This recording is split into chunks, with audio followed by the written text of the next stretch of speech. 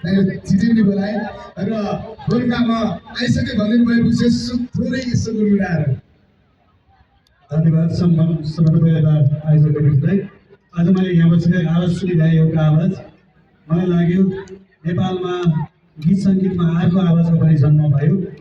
सङ्गठनभित्र अर्को आवाज जन्मेको अनुभूति भयो। एकचोटि भाइलाई विशेष धन्यवाद र आशीर्वाद दिनु होइन कला र कला भन्ने कुरा यस्तो चिज रहेछ। म सबैको कामना गर्छु सबैको उन्नति प्रगति होस्।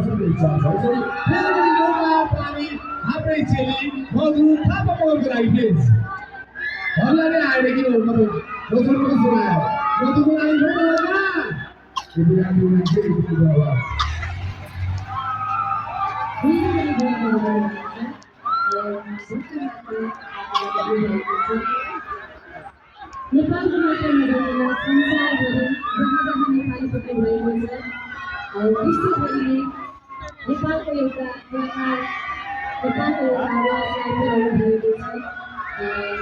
अत्यन्त मिठो वर्षभरि पछिल्लो समयमा साँच्चीकै देश विदेशमा अत्यन्तै व्यस्त भए सोच सम्वादहरूले राज्य परिवारलाई धेरै सम्मानित गरेको गर्छु। आउने बित्तिकै भन्नु भएको